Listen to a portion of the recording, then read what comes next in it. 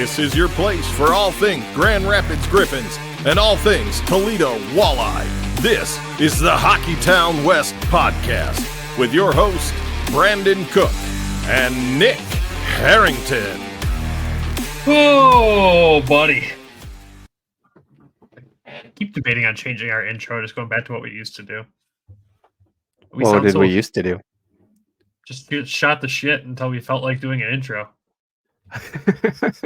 Well, it usually resulted in more chaos. It's always chaos, especially right now. I like chaos. It's more fun that way. It is more fun that way. We have been more structured, more like serious. We haven't been able to like goof around, I feel. Are we too structured? I think so. I think we need to go back the other way. I think we just need to... I hope you keep all this in. Unhinged chaos. Kind of like welcome to the... Yeah, right? Yeah. Welcome to the episode with no structure, I guess. The episode of the Hockeytown West Podcast with no structure. Screw it. It's 11 o'clock at night. It's our third episode this week. Let's roll with it. Well, wait, should I play host this game? This episode? Maybe we roll reversal here. Are you ready for that, Brandon? I don't know. I don't know if the people are ready for that. Well, welcome to Hockeytown West. I'm one of your hosts, Nick. And I'm Brandon. And this is different. Welcome, folks. This is a different... We're doing this a little differently tonight. Because it's late. We've posted 3 this week. And this will be our third episode of the week. And what a game we have to talk about. What a game. But first, how are you doing, buddy?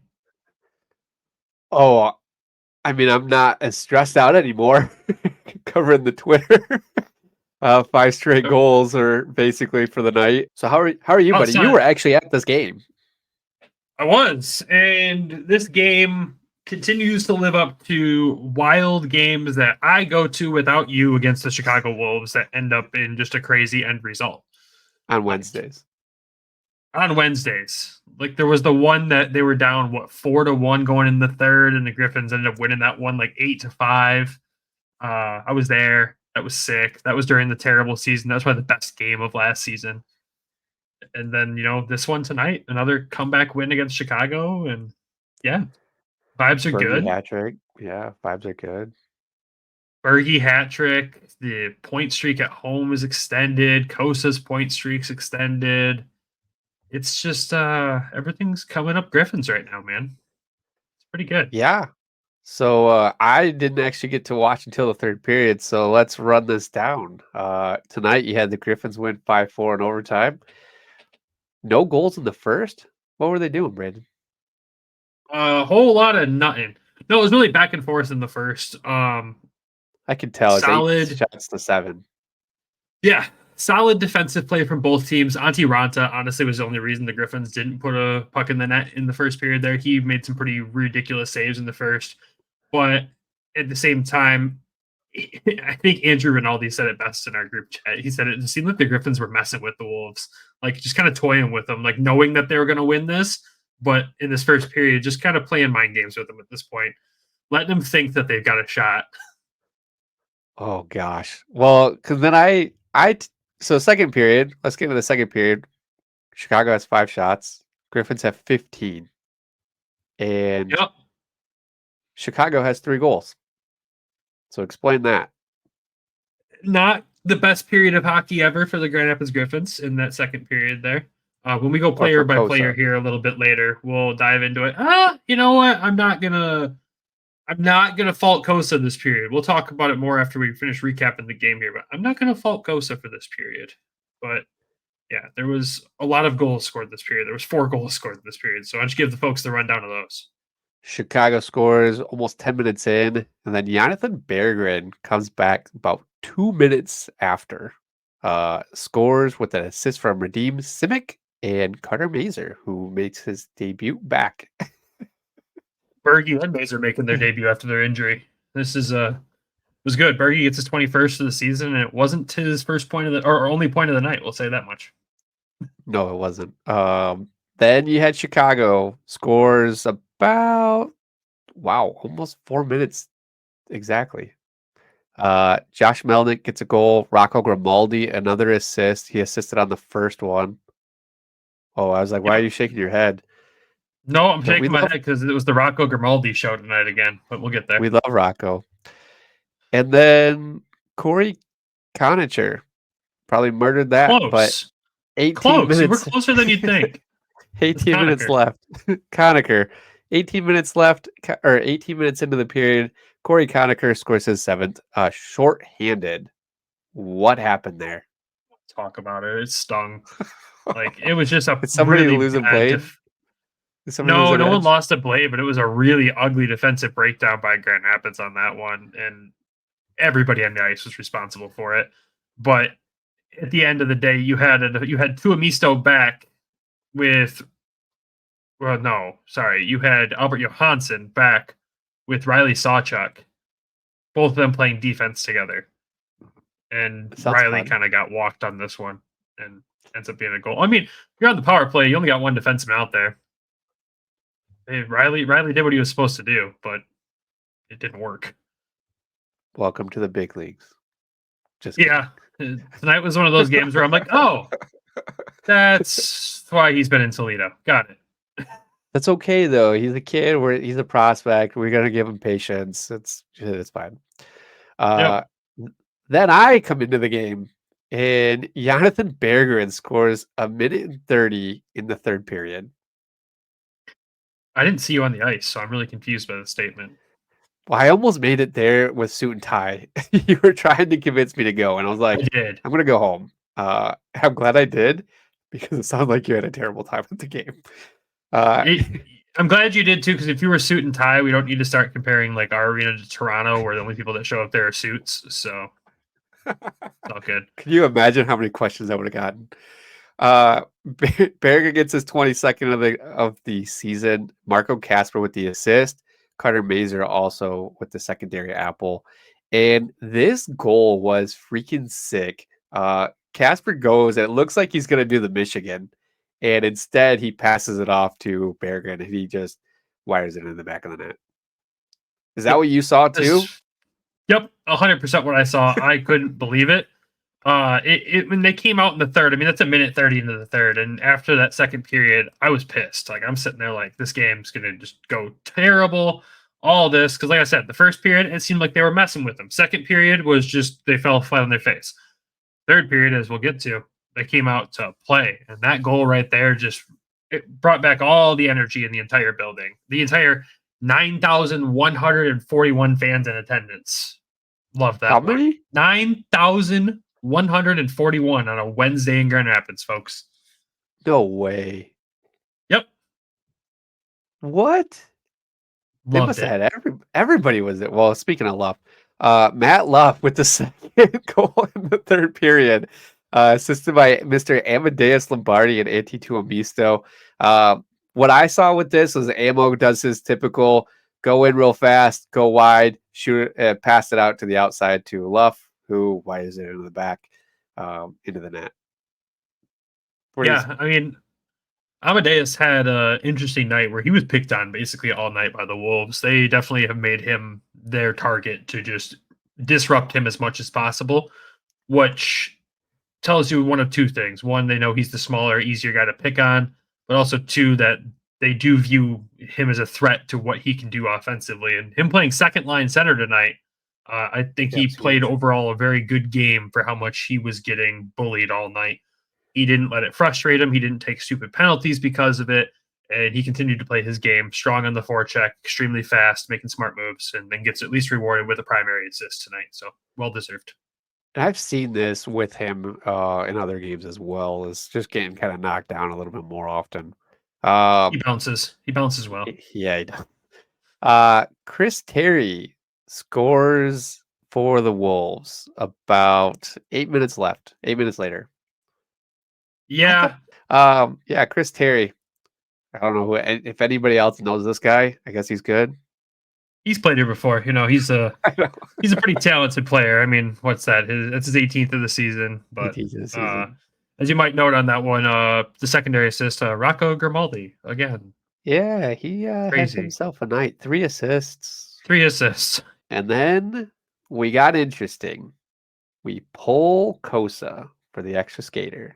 13 seconds left. Jonathan Berggren finishes off the hat trick for his 23rd of the season with an assist from Mr. Brogan Rafferty with his 23rd assist.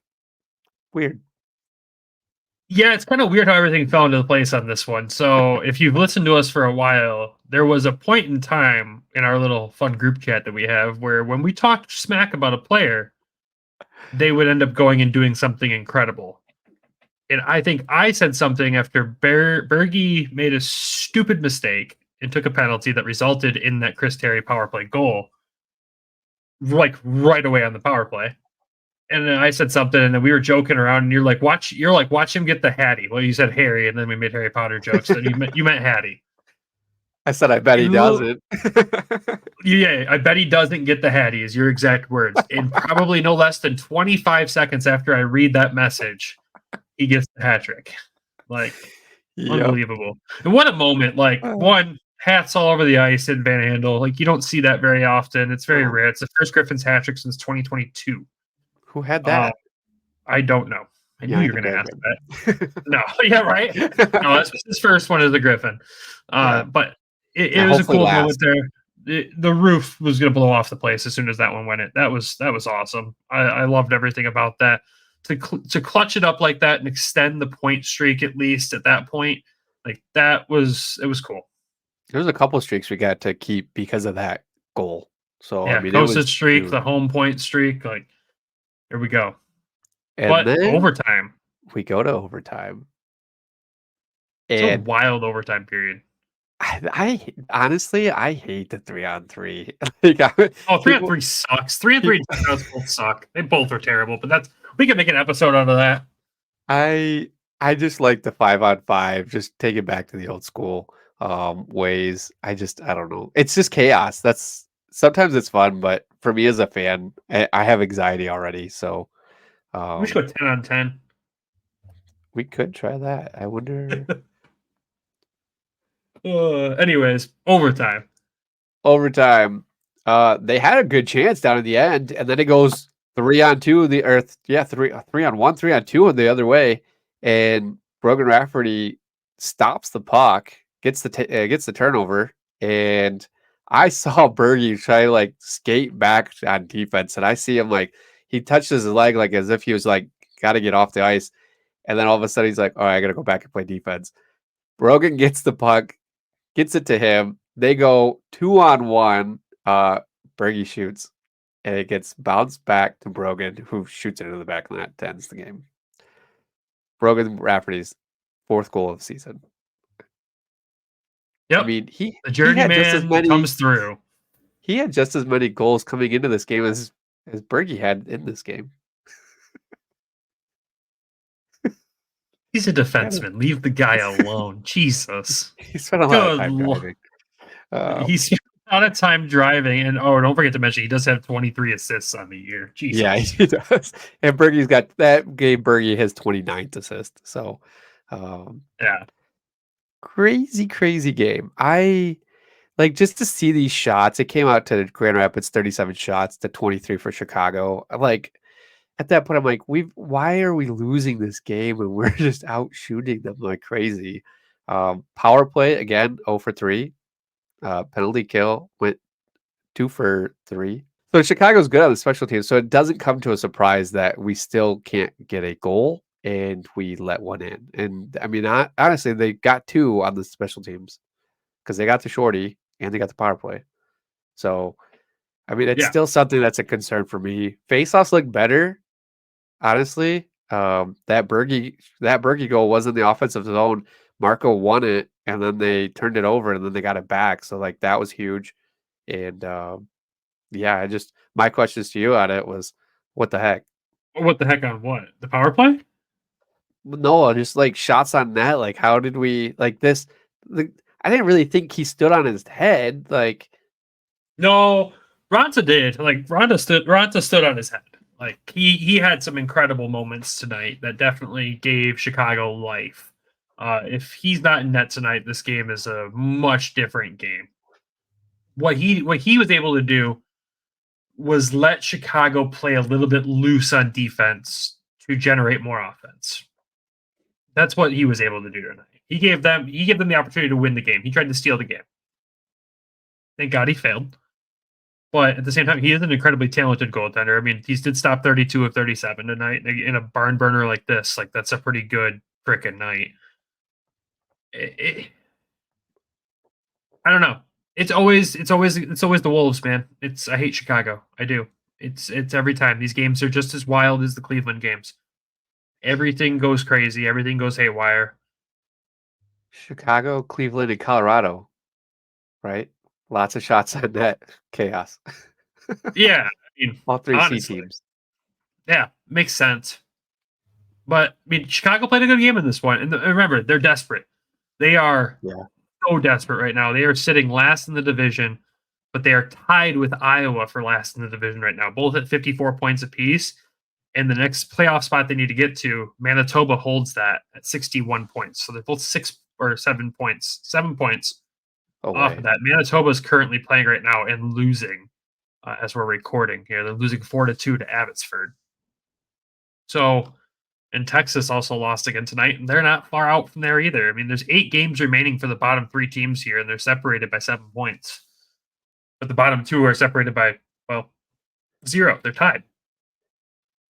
I would love to see what Iowa did last year in the points, and then what they did this year in the points. I made the playoffs last year.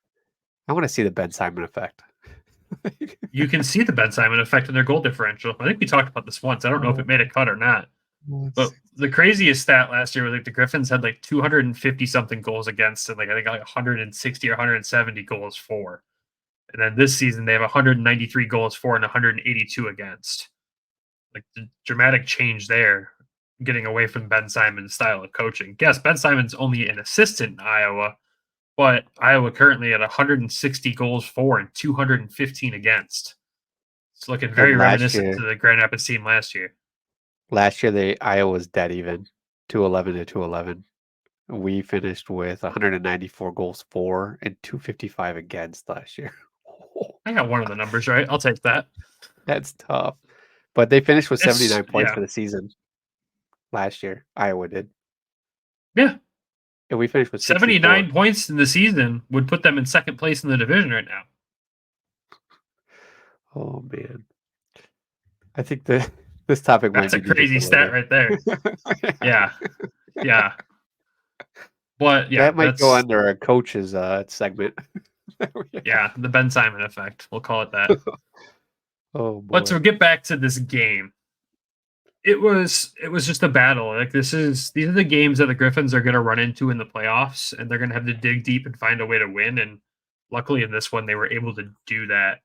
I do want to talk about some specifics within this game after being there, since you didn't get to watch the whole thing. So positive news with tonight's game, the lineup, obviously, Berggren was back, Mazur was back, and then Shimmick also back from injury. All 3 of them come back tonight.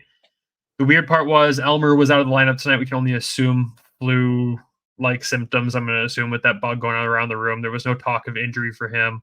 Gettinger's still out, unfortunately. That's another big piece that we kind of keep forgetting that we're missing right now, and especially when it comes to the offensive side of things. And size. And Curtis Hall was out tonight, and Spezia was out tonight as well, too. So, yeah. Oh, yeah. I don't know why I gave you that look. Yeah, he's still recovering. So, that's going to be a bit. Yeah, so with those guys not in the lineup, which that is weird. You said size too, like Gettinger and Elmer being on the lineup. That's a lot of size missing. Good Lord. 6'3", yeah. Yeah. So with those guys being out of the lineup, though, it did leave the gate open for Riley Sawchuk to still be in the lineup, and Emmett Finney.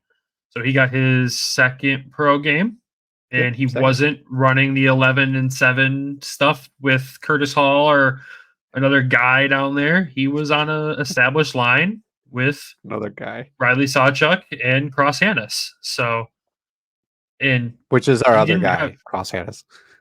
Yeah, it seeing Cross have to take like the veteran role on a line. You're like, oh, this is weird.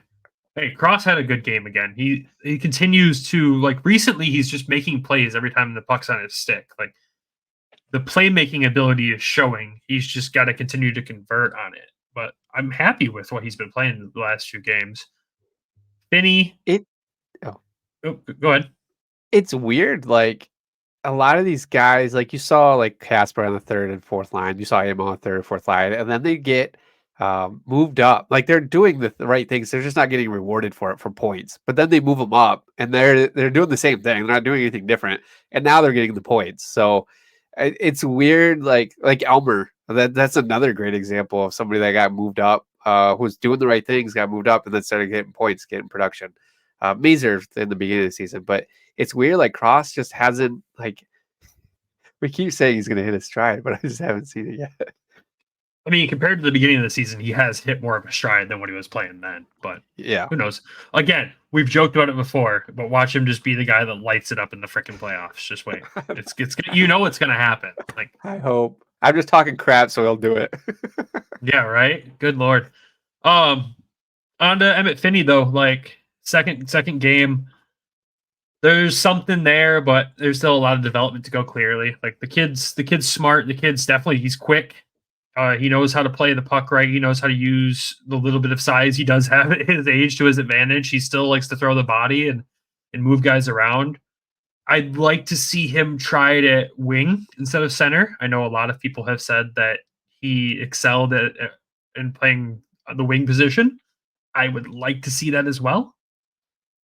Maybe we'll see that on Friday. Who knows? Riley Sawchuk can play center.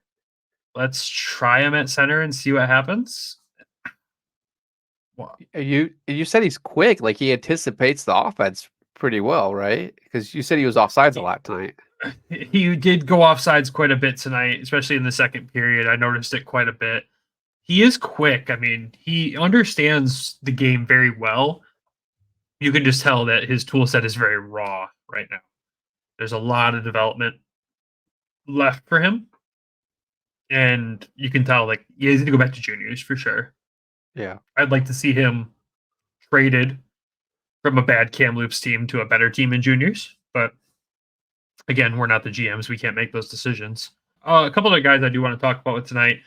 You got to talk about the big guy extending his point streak, Sebastian Cossa. It was like, you look at the stats and you're like, oh, was this a bad game for Cossa? And you said that earlier. Like, is it a bad game for him?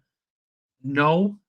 I don't fault him for most of the goals. I fault our defense. Our defense in the second period was almost non-existent. The plays were really, really bad, and not much Coase could do. And Coase came up with a lot of big saves when he needed to tonight that still resulted from, or were generated by poor defense from this team. So the defense was just not what we're used to seeing tonight. I don't know what caused that. Maybe Vera wasn't in tonight either, so that could be a missing piece right there. But Coase didn't have a bad game. He gave the guys a chance to win at the end of the day. They left him hung out to dry. It was very reminiscent to earlier in the season, defense-wise. No, not as bad as Toledo last year, where the breakaways and stuff. It was just a lot of defensive breakdowns, like we saw in the first half of the season. So outside of that, though, he played a good game, extends his point streak to 18 games. What a guy. You brought this up on the last episode, but I didn't have an answer for you. I was re-listening to some of our old episodes, and you wanted to know when was the last time he gave up, 3 goals or more than 3? More than 3. Because tonight, obviously, is 1. Yep. So he pulled, I pulled the stats. Last game he gave up more than 3 was on March 2nd, and he gave up 5 on 21 shots. Before that was Cleveland. Wait, who won that game? It was Rockford versus Grand Rapids. I don't have the winner loss for that game. I just have all of his stats. 5 on Rockford? Jesus, okay. Yep, he let in 5 on 21 shots. 4 versus Cleveland on 216. Okay. January 19th, he gave up 4 against Manitoba. And then he gave up 5 December 20th versus Texas. So since Christmas, he's let in more than 3 Yeah. goals 3 times. 3 times. Including One tonight? shutout in there. Yep. Is that math? Not bad. It's late. I know it's late. No, not bad at all. I mean, three games since December 25th that he's allowed 3 or more goals. And that's when the streak kind of started. That is when like the streak the started. whole team. So yeah. So we started gelling. he's doing incredible things right now, man. He's doing incredible things. An incredible talent that every Red Wings fan should be paying very, very close attention to over the next year. It's exciting stuff. So another good night for him, even with 4 goals, still a good night for him. Marco Kasper. Got to talk a little bit about Marco tonight. He had an assist. He was a +3, 3 shots on goal. But what he was tonight outside of that was just an absolute menace. There was a point in the night where it was between the whistles, and the puck was sitting near one of the face-off dots inside the blue line. And the linesman was skating over to get it. A Chicago player was skating over to pick it up for the linesman, and Marco decides to go in there and jab it away real quick and take it away and then give it to the linesman himself, which caused the Chicago player to not like him very much. And they started pushing and shoving right there. And I'm like, play's been dead for 30 seconds. This was a media timeout. And his instant reaction when he saw the puck was, I'm going to go piss this guy off. And he did. I love it. And he kept doing that all night long, every time around the net. Yep. Like, if there's a scrum in front of either net, Marco Kasper was most likely in that scrum. But he does it so well to where he doesn't take stupid penalties. Yep. Like, we've seen these scrums before where it results in a penalty for Grand Rapids or Detroit every time. And in these ones, Marco just does just enough. Giovanni Smith, is that what you're about to say? Giovanni Smith, that's what I was going to say from last year. This was a walking penalty every time he would do stuff like this. Yep. But Kasper knows like the limit. Like he knows that line and he walks that line, but he never goes over it. It's like for the Ted Lasso fans out there. Do you remember, Nick, where Jamie Tart gets told to go piss off some guy so he fouls him and he can score from almost half field? Like in the first season. It's Marco Kasper. It's exactly Marco Kasper. Just goes out there and is just a menace. But he also has so much skill. And some of the plays he was making tonight, some of his passes were just absolutely incredible. But being a little pest, that's just the icing on the cake tonight. Which is so funny because Chicago's dished that out for years, even back the IHL days. And watching them have to take it from us now is so satisfying. So satisfying. It really is. He's playing well. He's getting more confident. You can see that he's been doing a lot more pesty kind of things lately. And I really hope next year that he's still here with us because I want to see him develop and get those points where he belongs. Like he should be first line center next year. That's where I would love to put him as first line center, and then maybe Amo or Nate Danielson in those other 2 spots. That's where I would like to see. I'd like to see him get his points, his goals, his assists, and really see. And I think we saw a lot of that, like that playmaking ability tonight with Bergie and Mazur on his line. So, I mean, I get excited about it, and especially just seeing the after the whistle stuff, and he just skates away laughing. Like it's just fantastic. I mean, we've joked for so long that we've joked for so long that could be like the grind line, right? Like in Detroit, it could be a potential third line at some point if they all stay in the organization. If they all stay in the organization. With where we're at for the AHL right now, I'd really rather see a line of Bergie, Kasper, and Elmer when Elmer's back. With the way he's been playing lately, I'd like to spread out that offense a little bit, and I'd like to see that second line be like Amadeus, Mazur, and Hiroshi or Luff, whoever else you're going to throw in there. So I hope that that's kind of a potential when everybody's back and healthy and good. But the chemistry between Amadeus and Carter Mazur is through the roof. We already know that. God, they live together. Like that. I think that's the perfect scenario heading into the playoffs is just Elmer, Bergie, and Kasper out there just causing chaos, generating offense left and right because all 3 of them can shoot, but all 3 of them can pass and make ridiculous moves at the puck, and all 3 of them can piss people off. And then you throw yeah. Carter Mazur on the second line, and you have another line that can also piss people off. Through Carter, you've got Amadeus, who can take the puck away from anybody and go the other way, and he's fantastic on the forecheck. Then you throw a veteran like Luff or Hiroshi in there to reel it all back in. It makes sense. Like even tonight, Matt Luff, there was a shot at one point in the third period, and it went up, and he went to the goalie. The goalie caught it, but he still gave this like grin to the camera to the goalie of like, I'm here just in case you drop this. Like I clipped it. I didn't get time to send it, but I'm keeping it.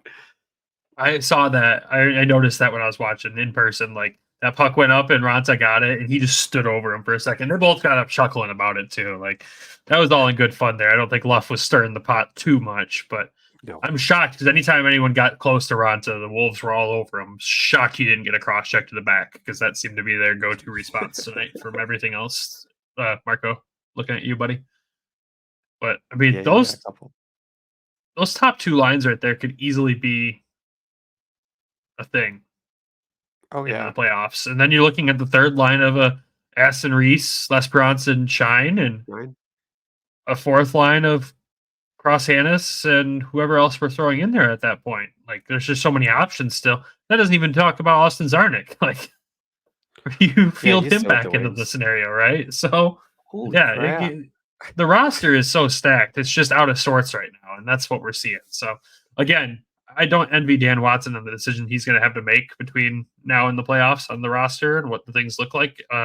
Before I dive into the rest of the players, though, let's send it over to DraftKings. We'll finish recapping this game, and then we have a small blip at the end I want to get into, and that'll be it. So we'll send it over to them, meet our sponsor obligations, and we'll be right back. So, Nick, go read the ad.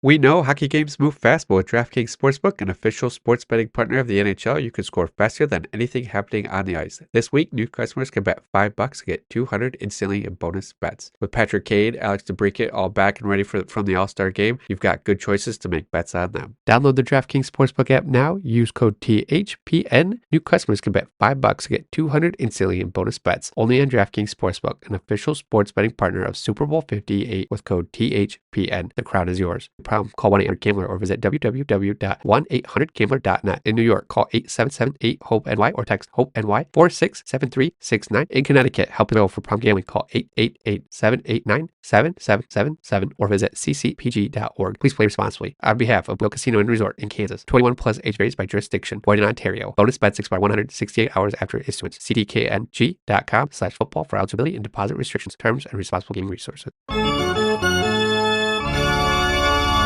And welcome back. All right, so let's finish recapping this game here because there was a couple guys we wanted to talk about specifically still. Jesus. Specifically. So, specifically? Yeah. That's what I thought you said. Edit out. All right. What are you talking about? All right. So, next thing I want to talk about, I mean, we talked about him a little bit just a minute ago. Carter Mazur, 2 assists tonight. First game back from injury. +2, two assists and 2 shots on goal. Overall, thought he played a very good game. I mean, that entire line, Berggren, Kasper, Mazur, they were just terrors all night. They had the best offensive chances all night out of any line. They really just drove our offense all night. That's what they did. They were the guys out there generating chances for the most part. So I thought he played a fantastic game. I love the resilience that we're seeing out of him because there's a couple points this season where he's missed time. The big injury at the beginning of the season that took him out for the longest period of time. He struggled to bounce back from that. And then he missed a little bit more time later on, and he came back on fire. Misses some time again, comes out of the gate, still on fire. Like, this is the Carter we wish we would have saw at the beginning of the season, but we know that injury was significant compared to everything else. So we're glad to see that he's figured out how to bounce back quickly and be this resilient. And just shows that the future is very bright for him. Yeah, I'm hoping he can stay away from the injury bug next year and play full season. That's why I'm like nervous. Wings fans keep wanting to call him up, and I'm like, he's injured. Like, you're not going to call up an injured guy. Like, hold up. Yeah, I would like to. It's good, one, that they put him on the top line with Bergie and Kasper to get his confidence, get him going again. I thought that was huge for Dan Watson to do for him. And yeah, like you said, he was a terror all night long. So Yep. things we like to see. He's not holding back, and I'm hoping. I think we'll see a big playoff series from him. He strikes me. I know he hates the comparison. I'm sorry, Carter, but Tyler Bertuzzi in the playoffs was just another Tyler Bertuzzi. I think Carter Mazur in the playoffs is going to be a whole different Carter Mazur, and I'm very excited to see what that looks like as we get into the playoffs here. Another guy that I'm really excited that we have on this team for the playoffs. How do we not talk about him overall tonight? You got to mention Bergie, right? We got to say something about him here. 3 goals and assists, +4, 7 shots on net, even 2 penalty minutes in there. Nice, rounded it out. First game back from injury. When we saw him come back from Detroit last time, he played a period and a half of hockey and had, I think, a goal and an assist in that time frame. Yeah. And what we said during that point was that it felt like slow motion when the puck was on his stick because of the way he could move it, showing that he's beyond ready and didn't get his fair shake in Detroit. And I will beat that drum until the day I die. He did not get a fair opportunity this last time in Detroit, and that's a different discussion for the offseason. But what we're seeing right now is we have a human cheat code on our team. Yeah. Like we talk about Toledo and Brandon Hawkins being an absolute cheat code down there at that level. And we know it wouldn't be the same if he came up to the AHL. Bergie might be that same guy. At this level, he's the human cheat code. And maybe it doesn't translate. But at the same time, like the narrative of he doesn't want to be here, it's got to stop. Like his post-game interviews he's him. If you've watched every interview, he's him. He's himself. He doesn't like to talk that much. He's very short. He's always out of breath, which Nick even mentioned. He was trying to get a change there at the end of the game and couldn't. Those interviews happen right after. He's out of breath. But the way he answers questions, there's a lot of Swedish sass in there. And there was interviews in the beginning of the season where I'm like, yo, you don't want to be here. I remember saying that multiple times in these episodes. And his answers were very cocky, though. They were very about himself. I know I'm this good and all that. Ever since, not the last call-up, but the one before that, it's been about the team. Everything's about the team. It's all team. I know he doesn't want to be here. This isn't ideal. I don't think he doesn't want to be in the organization. I hope that he still wants to be in the organization because it's a kid that deserves a fair shot in Detroit. And I really could see him developing into that Vlad Nemestikov type person that's just super proud to be here. He stuck it out, did the hard work, grinded it out, and just finds that passion for wearing the winged wheel. I could see him being that guy. I mean, his post-game interview, he was wearing a Red Wings shirt. That's his lucky shirt, I think, man. I don't think I've ever seen him wear a different shirt other than that. He needs to wear more. That's his superstition. I'd love to ask him. Yeah, maybe we get a chance still. I know there's a few more player interactions that we have. So before the end of the season. So it's something too. You don't really want to ask him like, are you coming back? Are you not? Like, I would never personally ask him that. I would never ask him that. I know a lot of people did during the team signing for the season ticket holder. So I was like, that's not something you ask. But I don't know. I hope he's back. I like Bergie. I get that he doesn't fit the timeline, but like if he wasn't out there tonight and we're 13 seconds left, I mean, I'm looking for Pontus Andreasen to be able to tie this thing up. Like Bergie can just take over the game. Like you said, he's a human cheat code. And I knew what was going to happen. Like, there's no way he wasn't going to get that hat trick with the last 13 seconds left in the game. They were going to give it to him, and he was going to score it. And his goals since he's been back have been absolutely like mind-numbing to me. I'm just like, how do you get that past the goalie? Like, I don't know if Patrick Kane worked with him when he was up there in Detroit. I don't know who worked with him, but his shot looks way better after he came back than before. Man, you've heard him before. He just closes his eyes and rips it. Like, hope for the best. And tonight he talked more about. But... That's how I would do it. How I do it on NHL 24, and it's always at the back of my net.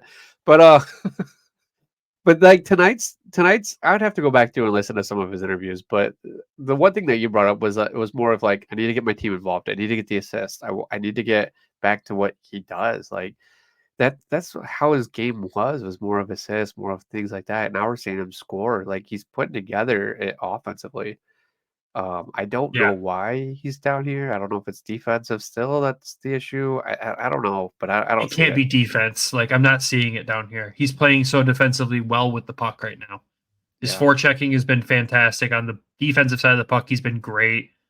I really don't understand why he's down here, and I feel bad that he is. He shouldn't be. I'm so so thankful that he is. Like I'm so thankful they didn't play that one more game. That you have to clear waivers to be here for the playoffs. Like selfishly for us as Griffins fans, like I'm very thankful for that. I hope he's on the Red Wings opening night roster next year. That's where he Me too. belongs. Yeah. Honestly, like I think We're this year and last year should have been flipped for him. Like he should have been down here all last year and then up with the Wings this year. Like that's how his development should have been. But unfortunately, like the Wings needed him last year and he got up. He was up there. yeah. And like you said in the post game interview, even like they asked him like, "Oh, how does it feel like your first hat trick or whatever?" He's like, "That's probably my last. You know, I prefer to pass the puck and whatever." Like that's Hopefully it's the not. last. You ask him that same question in the beginning of the season, and it's, "Yeah, I know I'm that great." And that's the answer you would get, and that Yeah. just shows you how much he's grown up. And I mean, is it showing off and showing that he's not a liability to other GMs? Who knows? But at the same time, like personality wise, he's a great locker room guy. On the ice, he's a cheat code. I'm just blessed that we have him, honestly. We're on borrowed time with him. Yeah. It's a Oh lot yeah. of extra time that we shouldn't have. So the last thing to wrap up Bergie is pro game number 300, and he gets his first career hat trick. First Griffins hat trick, I should say. So 3 goals, game 300. And what did you say it was? Bergie got his 23rd goal as the hat trick goal, and Rafferty assisted, and it was his 23rd assist. Yeah. Yeah, you were right.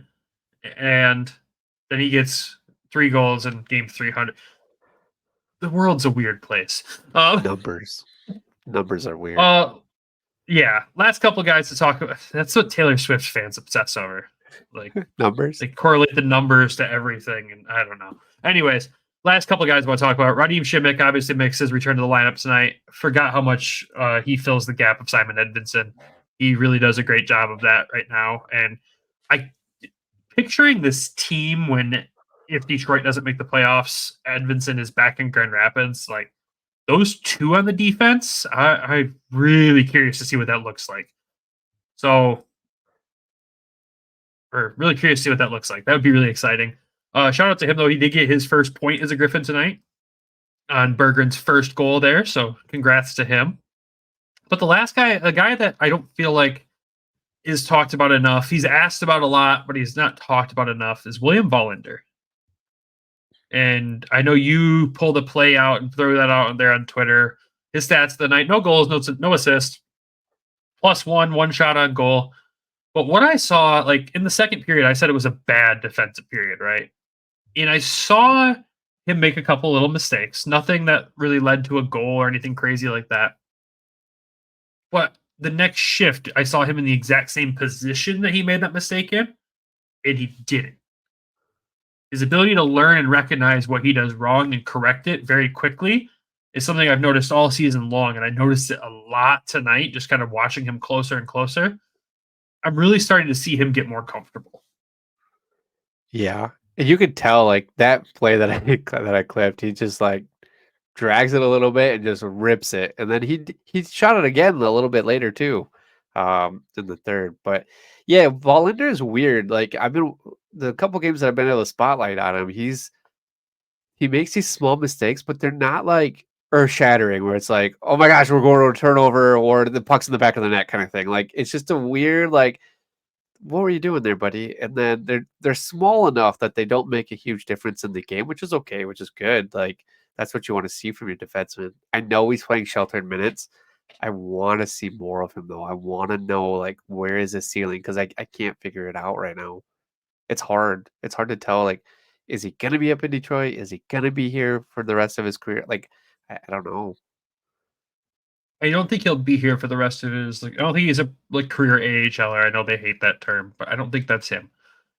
I think you'll start to understand what his ceiling is next year. I think this is a big adjustment year for him. It's kind of like what we saw with Johansson, and look at what he's become this year, just an absolute beast. So at the same time, I could see Volender doing that. I mean, what he was known for so much before he got to North America was his skating. And I always forget, like, when I'm watching the game live, pay attention to those little fine details of like how well they skate. And as I started to really focus in on him tonight, I was like, man, that kid can outskate 90% of the people on this team. And he still plays those third line minutes there, third pairing minutes. Like, he'll get his shot, but he's definitely sheltered. And, you know, we talk all the time about Tuomisto, like how he's broken out this year offensively and defensively.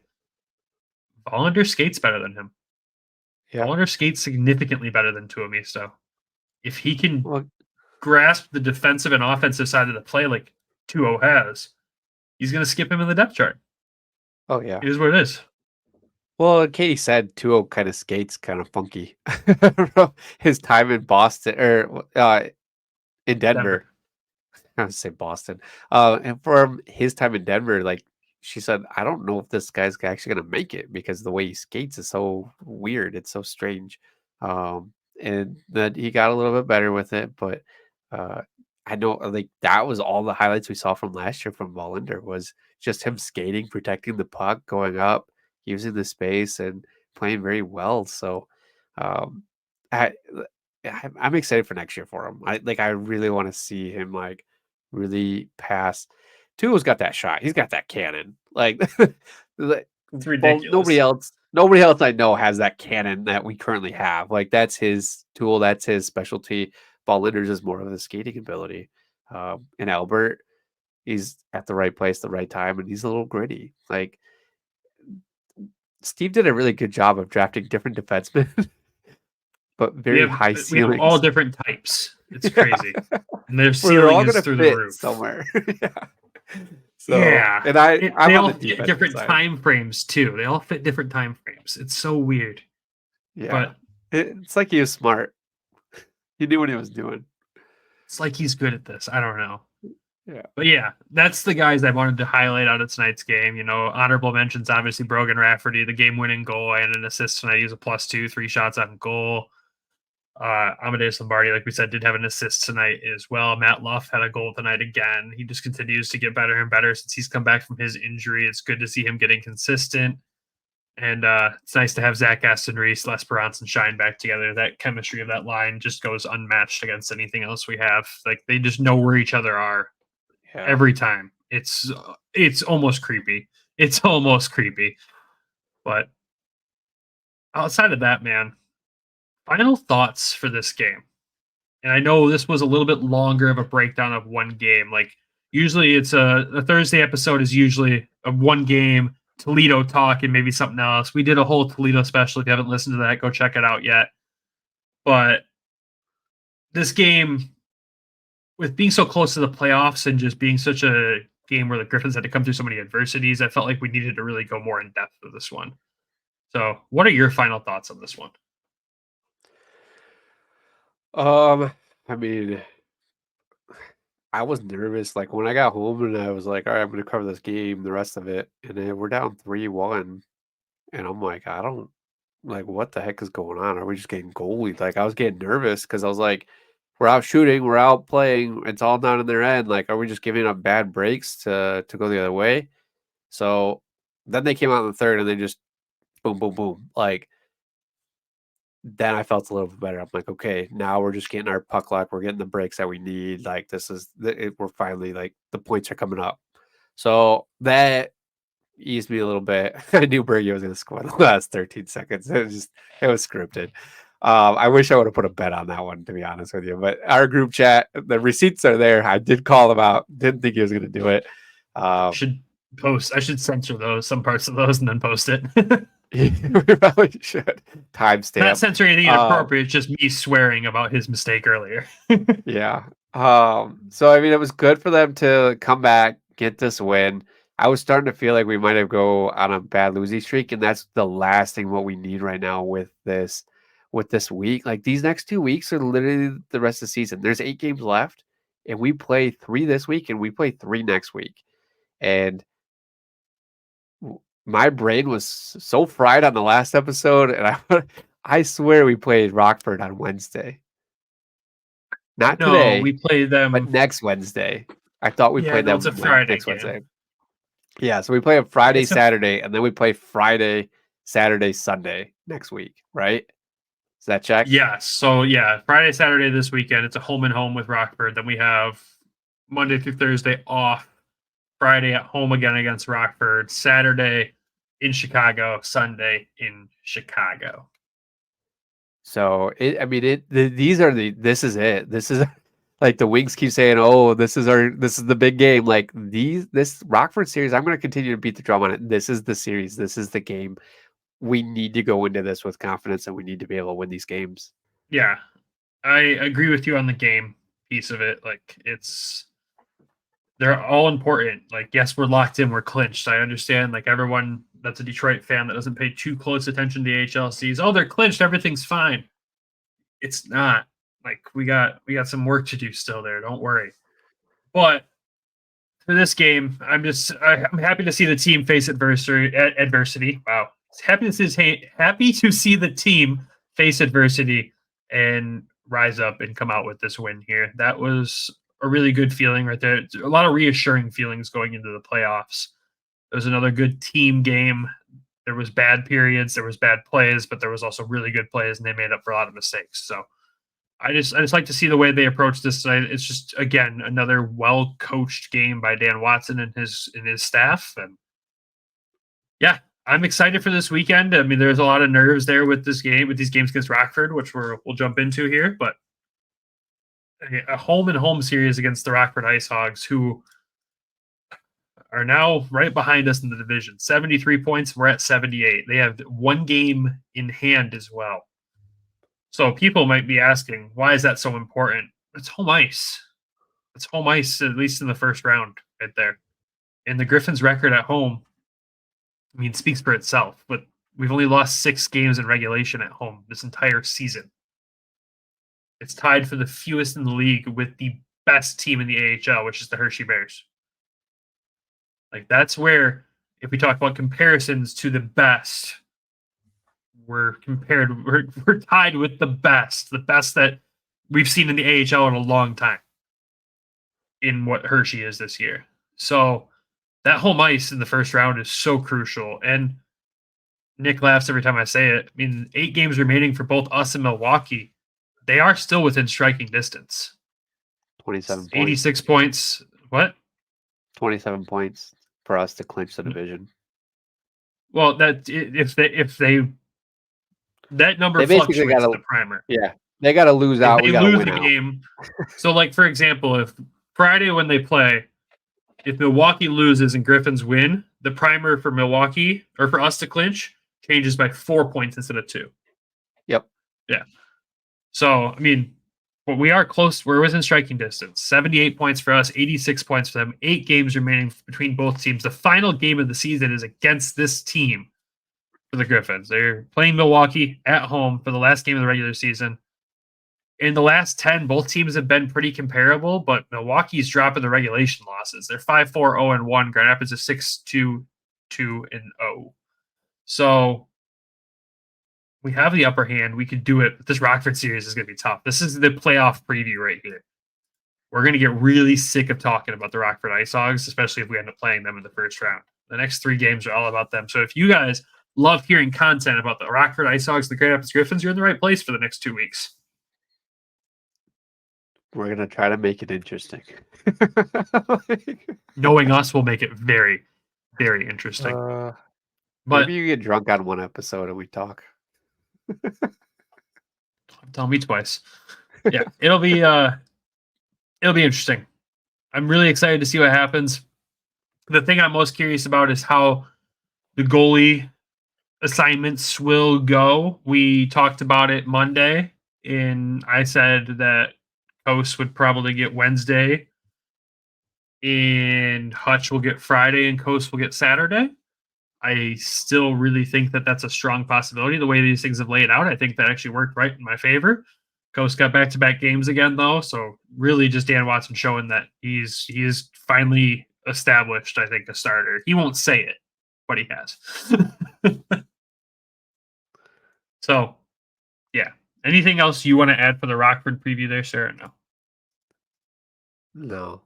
We gotta come out. We gotta set the tone. We gotta win. Like this is the season. It's a season, but it's not. But it is. I wonder how much of this carries over to the playoffs. Because I just don't foresee us playing anybody else the first round. I don't either. I think this is already kind of set in stone, no matter how you turn it here.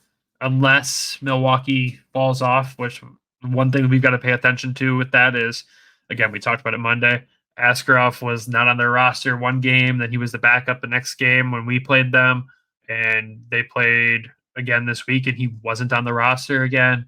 So I don't know if their all-star goalie there is dealing with a little bit of injuries or if they're resting him, what's going on. But He's sick. Something to pay attention to there. And that could be the game changer right there. I know one guy doesn't make a team, but for Milwaukee, he kind of does. So that's something to pay attention to. We'll see what happens. I'm more interested to see how the playoff race behind us top three shakes out. I don't foresee the Griffins dropping into that play-in round. I think that would be pretty much impossible at this point. It would take a pretty crazy run by the Texas Stars to jump back in there, and they do not appear to be having a great run, and they're still pretty depleted with call-ups to Dallas, and Dallas is definitely making the playoffs, so we'll see what happens there. My biggest fear is that we meet them in a later round and Dallas got knocked out, and all of a sudden we've got their full roster back in front of us. Then I'll cry myself to sleep every night, but it's okay. Right. Nothing different from a normal night. Right. It's not different, Brandon. But the last thing computer crying, sleeping, editing. Yeah, sleep. Yeah, all at the same time. There's two last things I wanted to cover with this. Both of them are pretty quick. One is just an opinion. I threw it in our little group chat today. Oh. Would you be happy? You might have missed this or not. What's your opinion on if you wake up tomorrow and see Emil Viro has been assigned to the Toledo Walleye to wrap up the remaining regular season down there? The reason I say that is because if he plays 5 games, he can qualify for the playoffs down there. They have 5 regular season games left after tonight. That's it. So, and the reason I say it is if we're going to get Simon back, if Detroit's not making the playoffs and we get Simon back and we have Shimmick and we have all these other guys, I'd rather Viro be playing playoff minutes down there. Yeah. I'm with you. Like when you asked me, I took a deep breath because I do like Viro. I think he does play really well.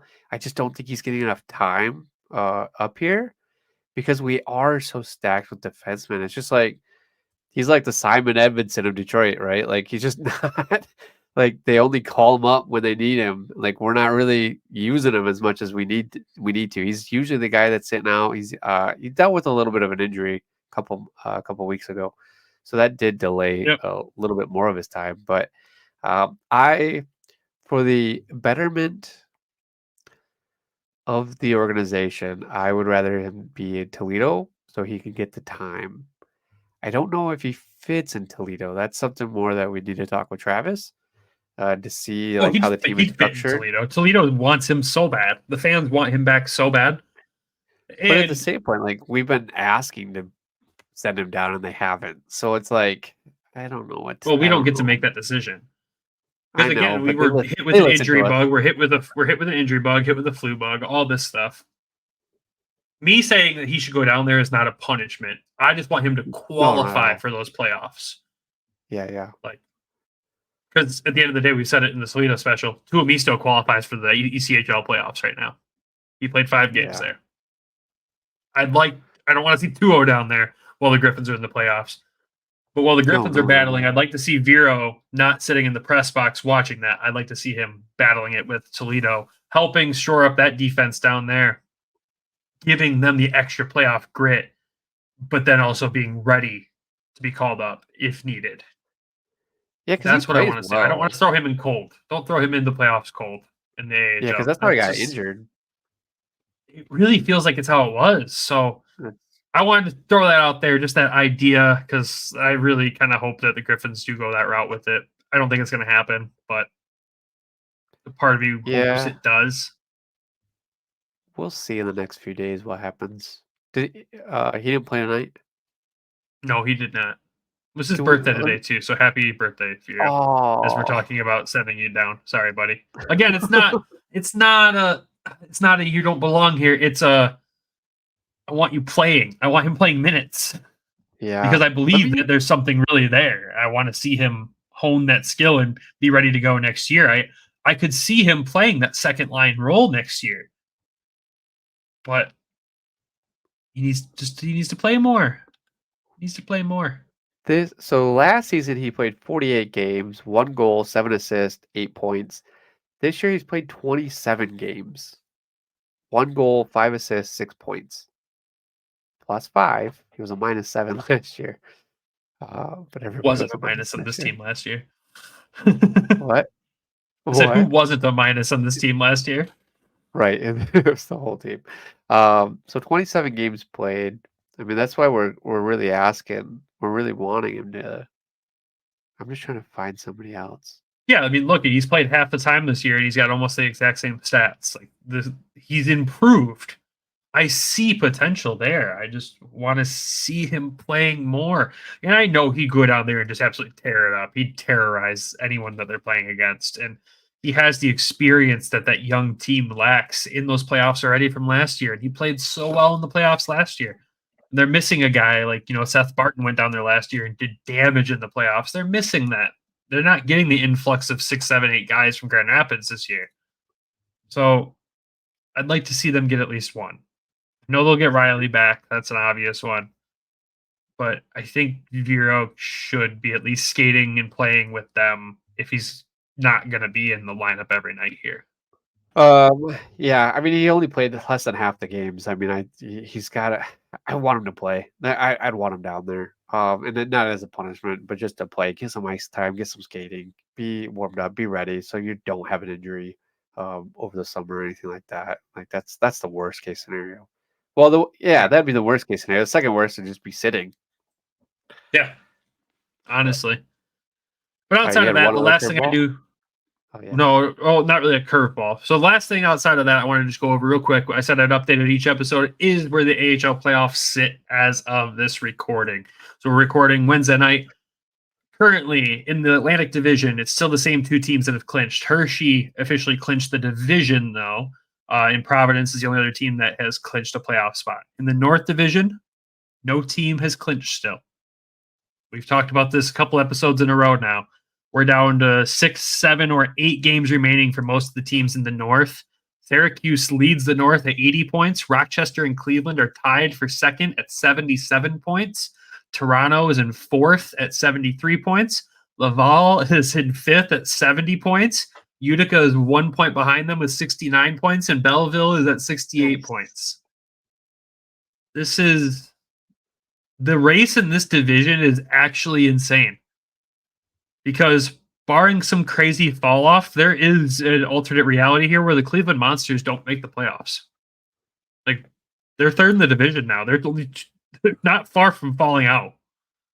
They're 7 points from falling out with 7 games remaining for them. And Toronto's behind them with a game in hand.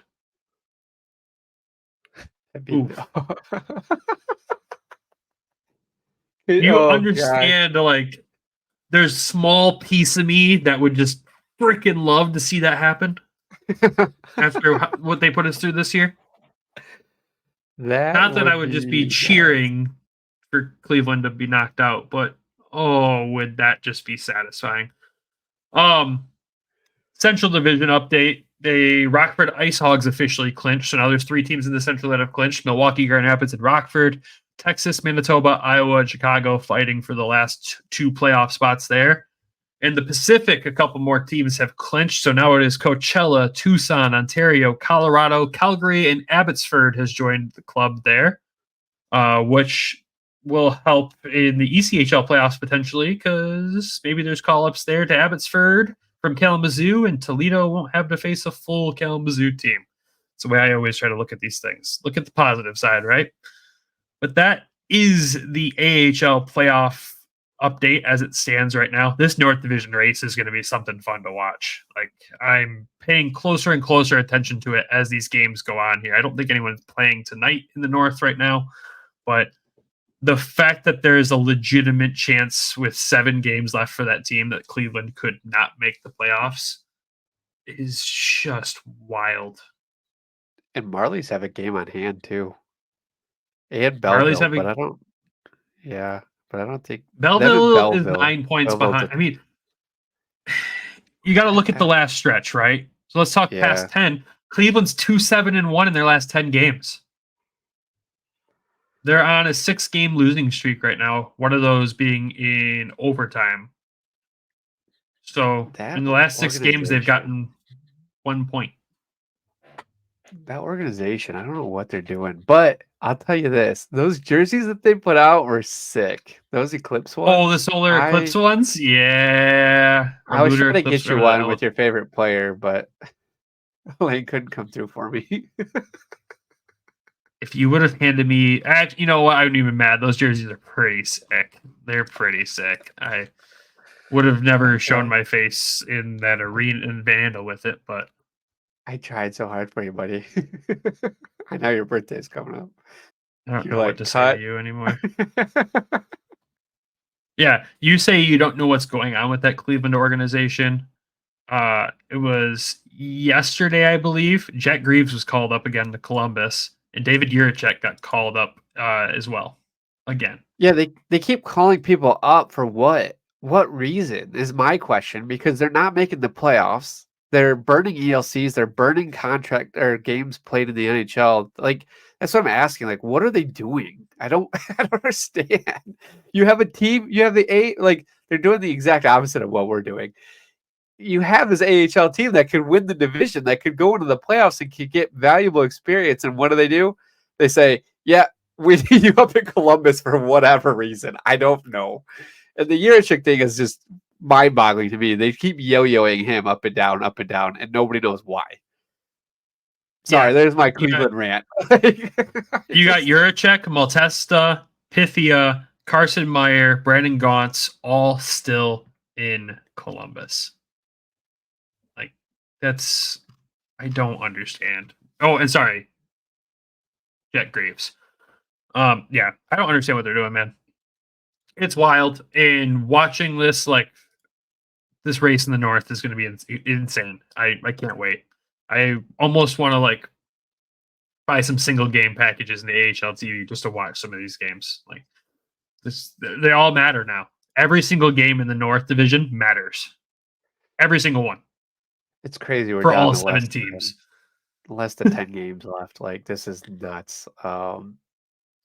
I'm excited. I don't know. I'm like excited, but I'm like ready for it to be over. Yeah, we'll definitely be taking a week vacation after the season's done. But the nice thing for us this year is that we're not sitting here going, "Oh, there's 8 games left in this terrible season." It's like we're ramping up for the playoffs for the first time as a podcast. This is exciting for us. So yes, we're exhausted, but there's going to be a whole new push of adrenaline that comes through when these playoffs ramp up. So we're excited for that. Yeah. Yeah, we're excited, man. So anything else you want to add to this episode before we wrap? I have so much, but we'll keep it for later. I have all my Whitecaps notes. Tell me we're doing baseball. It was the April Fool's joke. Didn't you hear me say that? Come on. I was ready. I mean, yeah, speaking of West Michigan sports, they start next week. So there you go. Yeah. Baseball's doing well right now. But want to do a big thank you to Travis for coming on the pod the other day. And good job there, buddy. Happy birthday. Big shout out to Hockeytown Rundown for letting us do a collaboration with them. I don't think we thank them enough, so I wanted to give that shout out there for them. And hopefully we collaborate a little bit more in the future with them. They'll probably be more on ours going forward with the playoffs coming up. But yeah, big thank you to them. Thank you to everybody listening. Truly, like, it helps us so much when we see the listens, we see the views. Like, it helps us. Like, it keeps us going. So as much as the hard work and exhausted we are, we're gonna continue to push through. Like, because you guys, like, we appreciate it. It really, the feedback today is one of the key feedbacks was Anna Hudak replied back. She's like, I only listen to you guys for Toledo. So, like, thank you for this episode. Like, that stuff helps us. It helps us figure out, like, where we need to put more into or where we need to put less into. So, email Brandon. His email is with any feedback that you want. No, just put them in the DMs. Brandon will see them and we'll address them. But yeah, we love that. Give us the reviews, the ratings, share, retweet, reshare.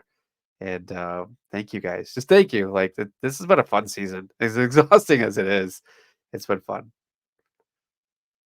I couldn't have said it better myself. Yeah. No, thank you to everyone. Yes. Again, let me backtrack to the start of your list there. Yes. Thank you, Travis, for coming on for that Toledo episode. That's something we wanted to do for a minute. We will have him on more future episodes. First time ever behind the mic on a podcast for him. He's just trying to get into this just like we did. Passionate about hockey, loves his team, wants to talk about his team with some buddies. We figured we put a mic in front of him as well and get closer and more thorough updates with Toledo. And I thought he did a fantastic job for his first time. And he'll continue to obviously be a part of this and help us out and be on here even more. And yeah, Hockeytown Rundown, those guys were fun. I appreciated everything that they brought to the table there. Up and coming Red Wings podcast there. Make sure you go give them a follow and a listen there. They were a lot of fun to talk to, super knowledgeable guys, and just genuinely nice dudes. Like, that's what we like, just genuine nice people. That's what we love working with. And we've met so many in this journey so far for us. And again, we're just over a year ourselves figuring this thing out. And we wouldn't be doing it without the friends and family pushing us, but also everybody that's listening. Like Nick said, when we see those listens come through, it does push us to go do that next episode, even though it's 12:40 a.m. Like, we push through and do this stuff because, one, we're all big hockey fans. We love the sport just as much as anybody else, but we also love to shed light on this fantastic organization that we have and this beautiful city that we live in. And seeing more and more people grasp on and understand what this team brings to the table is just so much fun for us. Like, I know we're not the reason the building's more full or anything like that, but the engagement online, I feel like we always push that little, shut up. We always push that little extra there that just helps shed light on these incredible prospects in this team that just has a history full of wins. That's all this team liked to do was win, win, win. Now there's only 2 championship banners up there, but there's going to be a hell of a lot more over the next few years. So thank you to everyone. But with that, we got the sappy part out of the way now. Jesus. I work 13-hour days, so it's like on top of this, I don't think people realize. I think it's time to wrap this episode up. So thank you again, everyone, for tuning in. Shout out to our sponsors, Everything Hockey. Go to everythinghockey.com. Use code WEST. Get 10% off your order. They just dropped some new hoodies over there. It's spring. Kind of, I guess, I don't know. This weather's confusing me just as much as anybody else, but it is hoodie season, and there's some sweet ones. There's the dark blue and like the green pastel color, the Seattle Kraken-ish colors. One finally dropped. I definitely want that one. So yeah, make sure you go over to everythinghockey.com. Use code WEST. You get 10% off to save yourself some money, and it helps out the show. Shout out to DraftKings and the Hockey Podcast Network for being fantastic partners. And shout out to you, man. Like I said, it's 12:40 at night, and you're still here rocking this out with me after a 13-hour day at work. Appreciate you. So everybody go ahead. I can't believe I'm still here. I don't know if you actually are. But on the other side of that, thank you, everyone. Have a fantastic weekend. Go Red Wings. Go Griffins. Beat them frickin' Ice Hogs. Go Walleye. And we will talk to y'all on Monday. Love you. Bye.